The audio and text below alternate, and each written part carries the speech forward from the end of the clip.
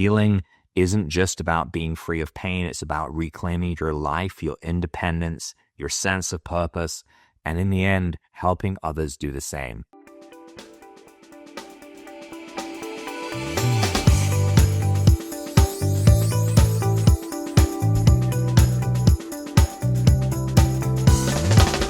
Hello, everyone, and welcome back to the Pain Free for Life podcast. I am your host, Dr. Vanbergen, and today we're going to dive deep into what I believe are some of the most important episodes we create, real healing stories.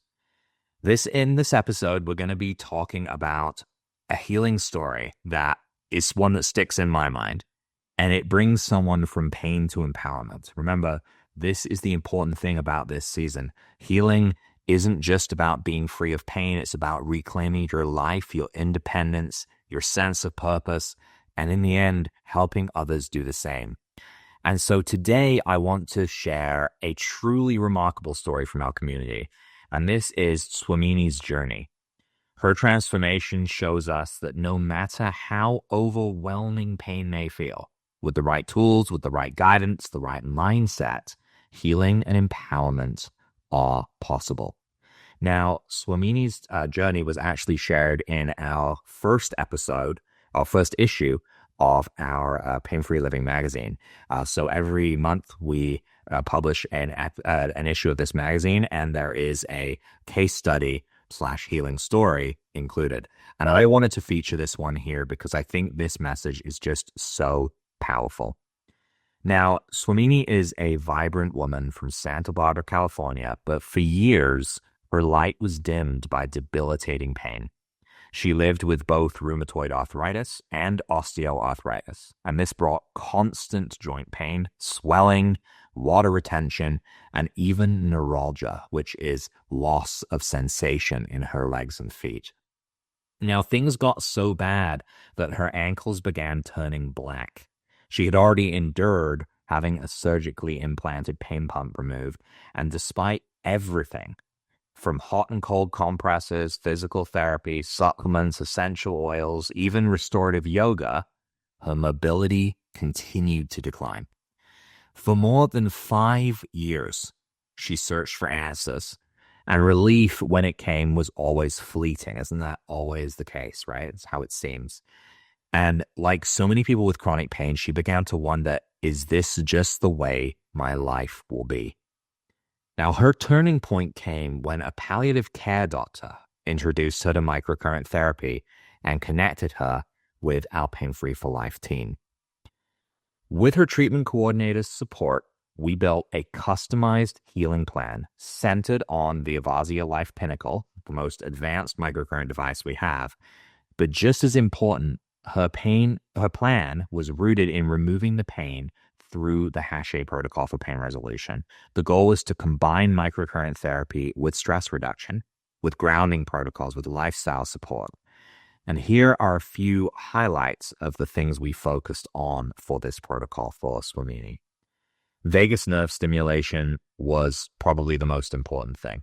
To me, this was designed to help calm her overactive nervous system and to regulate her inflammation. Next, the mitochondrial recharge protocol was there to restore her cells' ability to produce energy. This is important. Remember, our body is electric. We need an electric system that functions if we want to heal. And so we were able to use this protocol to bring energy back for her. We also incorporated PEMF therapy with the Chi-Wave PEMF pad, which attaches to our microcurrent device. We did this so that we could put it under her pillow at night to promote relaxation and healing during sleep. And we also did the grounding protocol and used some specialized microcurrent settings as well. Sana Pain, Sana Bio 24, these were there to target pain at the root of the issue. And here's what's incredible.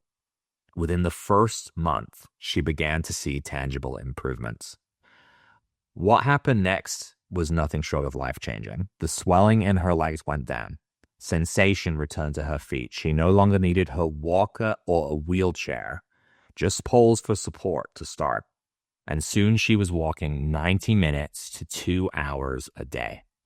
Her sleep, which was once limited to 2 or 4 restless hours, expanded to 6 to 8 hours of deep restorative rest. And with that sleep came renewed energy. Swamini lost 125 pounds. This milestone boosted her overall health and mobility. Her mental fog lifted, giving her the clarity to finish writing a book that she'd been working on for years and even complete a collection of poems. And perhaps most importantly, her emotional state shifted.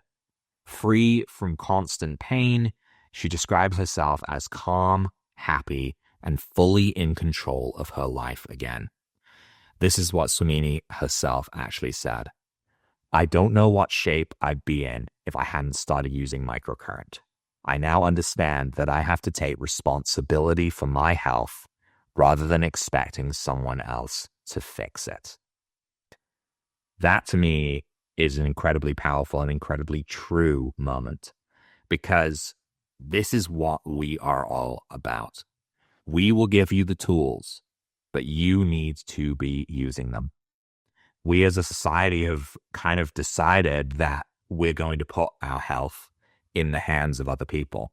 We go to a doctor and we expect that the doctor is going to give us something, a prescription or surgery that's just going to fix things. And it's going to counteract any of these negative things. I had a patient once that said that a doctor told them that their cholesterol was high, but not to worry about it because there's medications that they can go on for that. So no lifestyle changes, none of these things, no responsibility, just taking a pill. I think that Swamini saying this, that she has to take responsibility for her health rather than expecting someone else to fix it, says it all. That is what we all need to do. We'll give you the tools. We'll show you how to use them, but you have to do the work. Swamini's journey wasn't just about reducing pain. It was about reclaiming independence, creativity, and joy. Now, while her case is extraordinary, and it still sticks in my mind as one of the ones I was more intimately involved in, it's not unique. I've seen countless people step into empowerment through microcurrent therapy, like the man who returned to hiking after a decade of back pain, or the young athlete who recovered from a knee injury faster than doctors thought possible so that he'd get back to doing what he loved, or the mother who finally broke free from years of debilitating migraines and could be present with her children again. The details may differ. They do. They always do. But the theme is the same. Healing that restores life, hope, and purpose.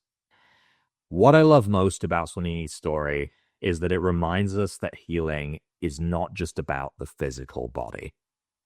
Healing is more about how we see ourselves. It's about how we show up for others and how we live each day. Microcurrent therapy, when combined with the principles of the Hache Protocol, is not just a tool to reduce pain. It's a gateway to empowerment, and it puts healing back in your hands. And that, I suppose, that is what I want for each of you listening today. To know that even if you've tried everything, even if you feel like nothing works, there is hope. So, as you reflect on Swamini's transformation, I want you to think about your own healing journey. Where do you feel stuck? What would empowerment look like to you? And if you've experienced healing through microcurrent therapy, I challenge you to share your story. Just as Swamini's story inspires us today, yours could inspire someone else tomorrow. Again, we're talking about this idea that healing is contagious. This is something we want to spread. So thank you for joining me for this episode of the Pain Free for Life podcast. Make sure to subscribe so you don't miss what's next in season 4. And if you know someone who needs hope right now, please share this episode with them, because healing stories aren't meant to stay hidden. They're meant to be shared so that we can all move from pain to empowerment. Okay? So thank you, everyone. Take care. And I'll see you in the next episode.